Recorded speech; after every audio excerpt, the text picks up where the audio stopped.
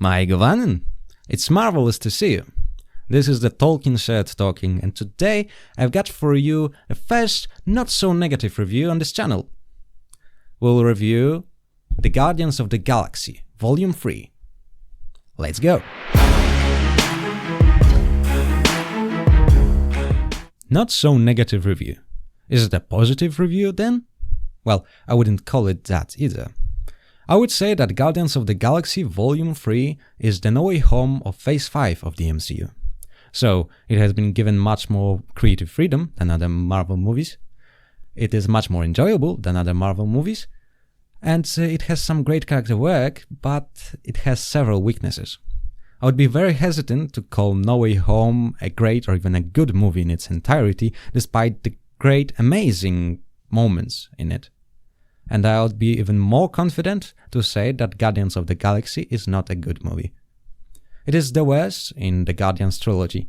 It has some weak parts in the world-building section, it is just bad in the plot, and when it regards the characters, some of them become damaged when you look into it. It is the best that Marvel has given us in Phase 4 and 5 if we ignore No Way Home, but it's not saying much. It's just like saying it is better than The Rings of Power. Duh! Most things are. But at the same time, it is great fun. It was a real pleasure to watch it, and I encourage you to watch it too, if you haven't watched it already. You'll laugh, you'll find some golden nuggets that are there, but beware all the swamp that surrounds it. And beware spoilers that begin now. So, the movie begins on nowhere, where Guardians are chilling. Quill is depressed because the Gamora that, is present in his universe is not the Gamora he knows, and she does not want to be with him. Rocket is testing out his new gravity boots. This will be very relevant later. Suddenly, out of nowhere to nowhere, comes Adam Warlock. This joke is shamelessly stolen from Nerdrotic's review. Adam Warlock is a son of the High Priestess of the Sovereign, the Golden Guys from Volume 2. He defeats almost all the Guardians, wounds Rocket, but is in turn wounded by Nebula and retreats. The Guardians try to save Rocket, but it turns out to be impossible. Inside Rocket there is a kill switch that does not allow any sort of medical operations to be performed on him. It was placed there by the High Evolutionary, the villain of the movie. He is the one that created the Sovereign and sent Adam Warlock. He is also the one that experimented on Rocket. It is because of the High Evolutionary that Rocket has his ability to speak and his intelligence. Now Guardians have 48 hours to get a code that will disable the kill switch. This code is kept in the headquarters of a corporation that was created and is led by the High Evolutionary, who, because of the length of his name, will be henceforth referred to as Evo, completing the trinity of the villains in Guardians movies: Emo, Ego, and Evo. Throughout the movie we see several flashbacks of unconscious Rocket. We see how he was experimented on together with other animals who became intelligent and who became his only friends. We see Evo, whose goal is to create a perfect creature, an ideal outcome of evolution.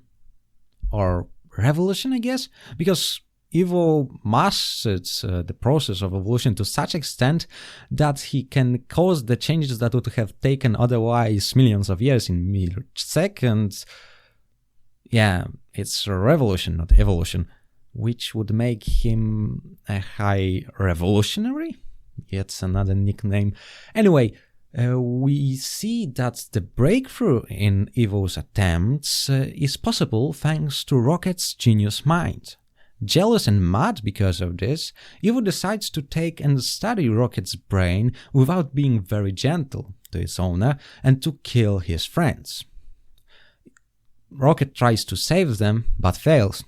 In revenge, he wounds Evo, he destroys his face, and escapes. Now Evo is looking for him across the galaxy because among millions of creatures that Evo created, only Rocket has the ability of creative thinking and is the key to evil's goal of creating the perfect form of life. After a bit of planning, the Guardians meet with Gamora and then they infiltrate the headquarters of the corporation. There they get the code, fight some guards and leave. But it turns out that a part of the code is still missing. One of evil's men has it. So our heroes locate evil's base and reach it. They land on the surface of Counter-Earth, a planet populated by the best but still not ideal of evil's creatures. There they split. Quill, Nebula and Groot get on evil's ship, while others stay to guard their own ship and Rocket. We learn that evil has some gravity powers, but it does not stop Quill from abducting the codeman and jumping off the ship. Then Groot saves him, and they all land on the surface of the planet and get the code. Meanwhile, Evil sends his own servant to abduct Rocket, and when he hears that it has been done, he decides to blow up the planet. Mind you, that he does not do so after Rocket is delivered, but only after he is taken. So there is an opportunity to save him, and it is used. Anyway, the planet is still blown up, and Evil believes that he has killed all the Guardians. But it is not so. Some of them reach his ship, while others are saved by Gamora. Then they finally can heal Rocket, and they do so our favorite raccoon is back. Now the Guardians attack Evil's ship with the help from nowhere. Damn, that really sounds ambiguous. Evil is defeated by Rocket thanks to Rocket's gravity boots, and he is left to die on a ship that is being torn apart. Then the Guardians save the children that Evil was planning on using to populate a new planet, and the animals that he was experimenting on. Adam Warlock fights our heroes from time to time throughout the whole movie, but in this final battle scene he is saved by Groot from a certain death and now joins our heroes. He even saves Quill from death in the emptiness of space. So now our heroes are safe. Gamora returns to her new family, the Ravagers, Quill goes back to Earth to find his granddad, and Mantis goes to do her own thing. Rocket leads the new Guardians, who now include Adam Warlock and one of the children saved from Evil's ship. Now let's discuss some of the issues with the plot. First of all, the premise. Are we supposed to believe that Evil hasn't heard about Rocket for all these years? Rocket has made quite a name for himself in the galaxy, and he should be easy to find. You could even hire him and, well, then take off the mask and say, "Haha, I've got you now." Well, Evil does not do that. For many years he seems oblivious to Rocket's presence in the galaxy, and only now he is trying to catch him. It gets even worse when we consider that the Sovereign from the second movie are loyal to Evil, and they should have told him that they found the creature that he has been looking for years. It gets even worse than that when we consider that Adam Warlock is, a servant of Evil, and he is supposed to capture Rocket, not kill him.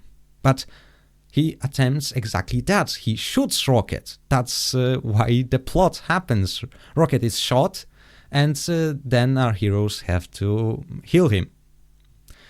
If Adam Warlock followed Evil's orders, he would have taken Rocket, not he wouldn't have tried to kill him. Another issue, a bit minor, is the fact that we learn about the kill switch only now. I guess Rocket was never injured enough for it to be revealed. Well, again, it's not a major problem. Now let's move to other events in the movie. Firstly, the whole sequence in the headquarters of the corporation led by Evil. There are many problems, and the description of all of them would take way too long, so just focus on the main issues. First of all, there are no defenses. The Guardians, Gamora and the Ravagers, they all get near the base that is allegedly highly secured without any problem. And then they just get in, infiltrate the base, pretend to be the employees, and nobody checks them on that. Finally, they, with extreme amounts of luck, get what they want, and they escape only because Quill was given full control over the suits of every guard in this facility. And the most frustrating part is that it was completely unnecessary. The whole sequence could be deleted because Guardians gain barely anything. Yeah, technically they get parts of a code, but they could just as well get it from the codeman. The movie could be easily adjusted, and we would have it shorter and less contrived. Now, let's move to Counter-Earth. There, Quill enters Evil's ship without any plan. His only hope is Groot saving him when he falls from the ship. Oh, and Groot has wings now. If you didn't know, then you were just as me in that scene, because nobody set it up. It's just the way it is. Well, and that's not the most frustrating part. Again, there is a better solution. Quill could have used his rocket boots. He used them in previous movies. Why not here? Well, and that's not the only piece of equipment that he lacks in this movie. Now let's discuss Evil's decision to send only one creature to bring him a rocket, and blowing up the whole planet as soon as he hears that rocket has been captured. As soon as he hears. So Rocket is still on that planet. And we should also mention that it's a massive waste of resources. Evil had every bit of advantage over the Guardians in that moment, and he decided to blow up a planet. With the creatures he created, he could still experiment on, but no, he blew it up. And we should also consider the consequences. Don't quote me on that. I'm not very knowledgeable about the galactic law, but I have a suspicion that blowing up a planet that is populated is illegal. You know, Evil may be a madman, but it does not justify him being a moron and becoming probably the most wanted criminal in the whole galaxy when you have other options without any valid reason is just moronic. And finally, the scene in which Adam Warlock saves Peter Quill. What's the setup? Quill lost his music player, so he didn't manage to jump on nowhere, and he became separated and ended up in the vacuum of space. Yeah, great reason to make Adam Warlock useful. And while Quill is in the emptiness of space, I guess his rocket boots would come very handy. Such a shame he doesn't have them. And it is really a shame that he doesn't have his iconic helmet that he used in the exact same situation in Guardians 1. He used it to save himself and then Gamora. And now he doesn't have it. And what's the reason? Here we have an answer. James Gunn provided it on Twitter. And it is that Peter Quill forgot his very useful helmet and left it on his desk.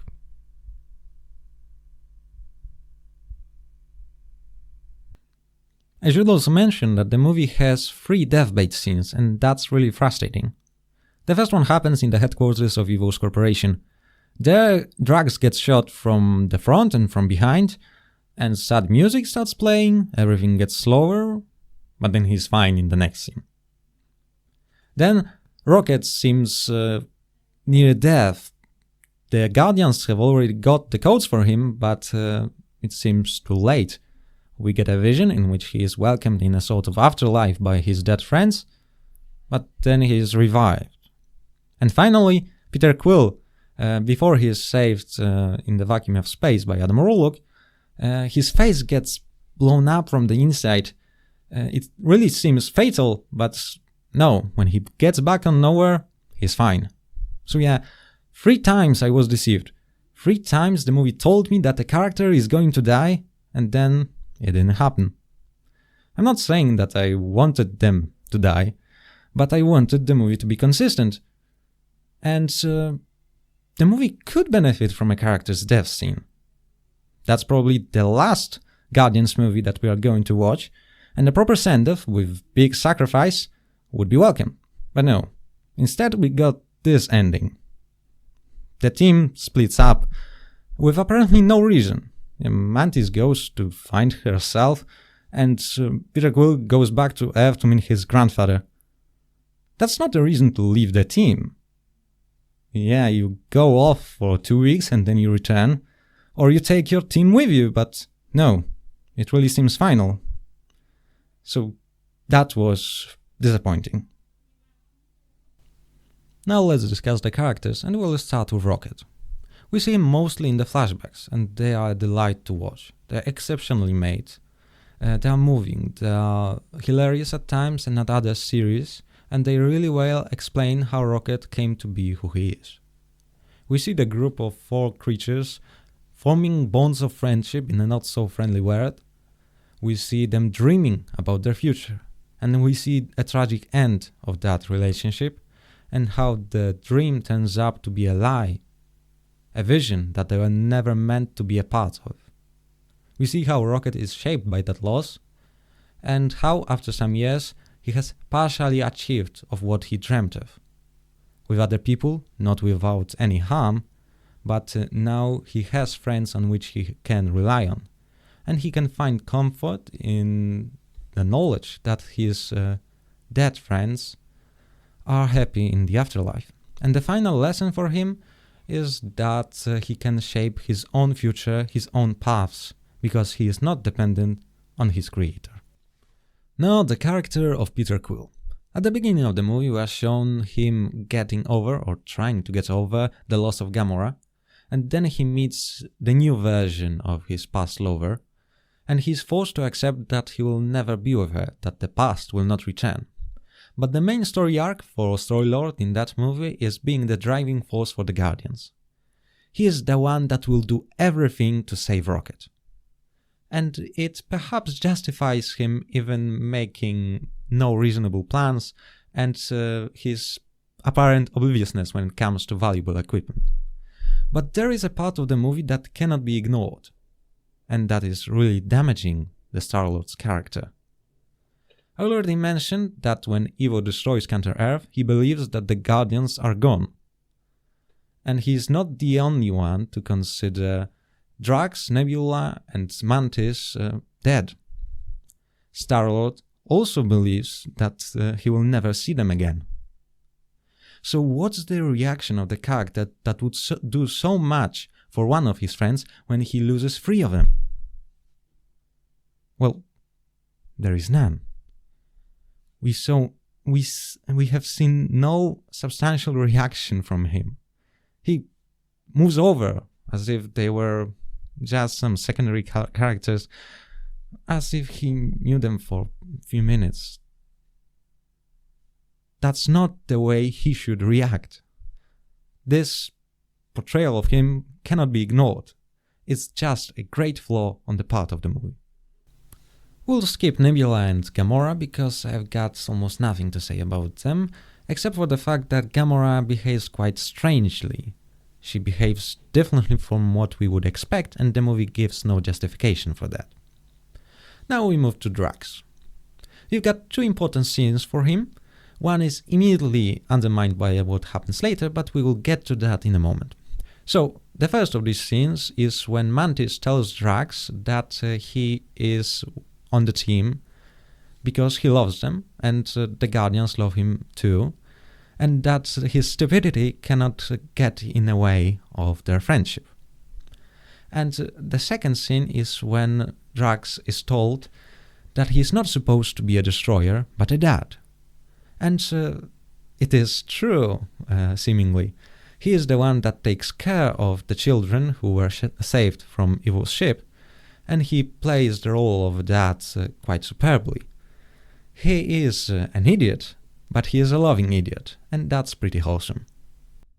And now, Mantis. This movie really made me dislike her. In the beginning, she is shown playing tricks on Drax, but she very clearly states that she will not mess up with her friends' minds, and that's a fair rule. But as soon as she tells Drax that he is stupid but loved anyway, the thing that I mentioned earlier, she wipes his memory of that event. It leaves no place for character growth, but that's pretty meta stuff. Most importantly, it's messed up. It's character assassination level of messed up. You cannot do that. That's just immoral. That's just evil. You cannot modify your friends' memories. And if you do it once, what stops you from doing it multiple times? So, honestly, when she leaves the team in the end, saying that now she can do what she wants, even though nobody forced her to join Guardians and to stay with them for all these years, so when she leaves, I'm happy for the Guardians because now they can at least retain all their memories, not only those that Mantis approves of. Now let's quickly deal with Groot. What can be said about a treat that knows only one sentence in English? Well, perhaps that he learns a new one. He tells the Guardians that he loves them. Yeah, pretty satisfying stuff. And we move right into the discussion of Cosmo and Kraglin. We know Kraglin from the second movie, and Cosmo appears for a short bit in the first film. She is a talking dog with telekinetic powers. They are both friends of Guardians and they live in nowhere. For Cosmo, the story is that she hears from Kraglin that she is a bad dog. And yeah, you can smell the payoff from a mile away, but it does not really make it much less satisfying. So yeah, obviously, in the final battle scene she hears that she is a good dog and then she defeats some of the bad guys. For Kraglin, it is a story of learning how to use Yondu's arrow. And yeah, he is struggling for a bit and then he learns how to use it. And he does so in the final battle scene again. And we even see Yondu's face for a bit in a vision. So those three examples, Groot, Cosmo and Kraglin, are pretty simple, but again, very much satisfying. So I enjoy them, I really like them in the movie. Cosmo and Kraglin make for great supporting characters for the Guardians, and well, Groot is always a great addition to the team. And now it is the time for the villain, Evo. I'll be honest, at first I considered his carelessness a writing flaw, because it is the character's flaw that he tells Rocket that he's going to kill him and his friends too. That makes Rocket escape. But when you consider that Evo is a scientist mad with power, arrogant beyond belief, thinking of himself as an equivalent to God, then it is a pretty good characterization. So yeah, he makes for a good villain. He is, well, we know his motivation, we know what is his goal, the perfect form of life, we know bits from his past, and yeah, basically he's a better villain than Kang, and maybe he should be the main villain for the whole phase. And finally, Adam Warlock. What a waste. I don't think I can say that he is a character, he's more of a plot device.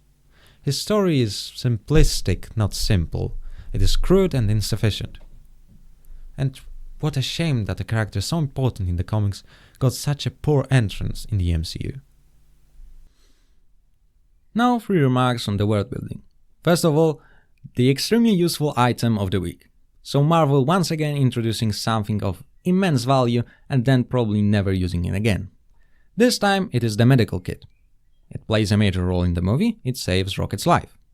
And it will become a problem when it does not save any more lives. I know, we have time, it has just been introduced, but my prediction is that it will never be used again, and there will be no explanation.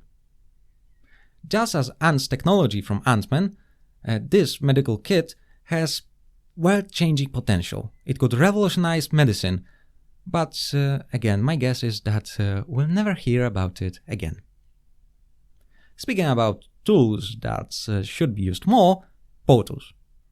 Yeah, this movie has portals too, and just as every movie that has portals, it has problems with it.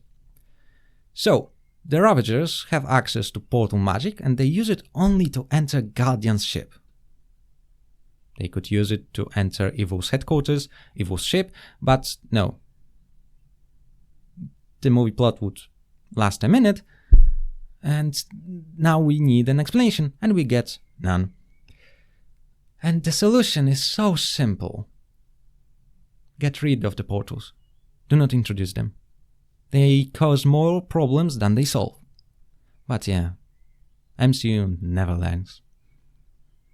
And finally, the blip. I know that Marvel pretends that it never happened, but it's hard to forget about half of the universe disappearing and appearing again. And yeah, I know we've seen something on Earth, some consequences, but that's not enough. Especially that it's the first opportunity, the first serious opportunity, I'm looking at you for, that we have to explore what was happening in the galaxy after the blip. And we see nothing, and that's a shame. The final thing I want to discuss is the music in the movie. I love the way in which Guardian movies use the music, but in this instance I've got some problems. There are times, just times, and not very numerous, when the music becomes so loud, so obnoxious, that instead of supporting the narrative, it is overshadowing it. So we focus more on the music than on what's happening on the screen. And that's obviously a problem, but again, I mostly liked it. And it was the final complaint of this review. So, what do you think? Is it a positive review or a negative one? Please write your ideas in the comments. I look forward to reading them. On my part, I can say that it is definitely the most positive review that I have made on this channel, but, well, what do you expect? I mostly reviewed Rings of Power. And if you want a further discussion on this topic, then I have, as usual, a recommendation for you. It is the podcast that inspired my YouTube career, so yeah, I'm very glad to include it. It is Every Frame a Pause podcast. They make content so long, so rich in value, discussions and observations. Man, I love them. If you enjoy my content, then you'll definitely enjoy theirs. I can honestly say that I recommend every episode, every minute, every frame of Every Frame a Pause. I'm proud of this joke. So yeah, they made an episode on Guardians 3, and I hope that you will check it out. And now, all that is left to say is thank you for listening, and see you soon. Fare you well, Nova Year. Other Marvel movies. It has been much more enjoyable than other Marvel movies. Subscribe right now, you little hobbitses.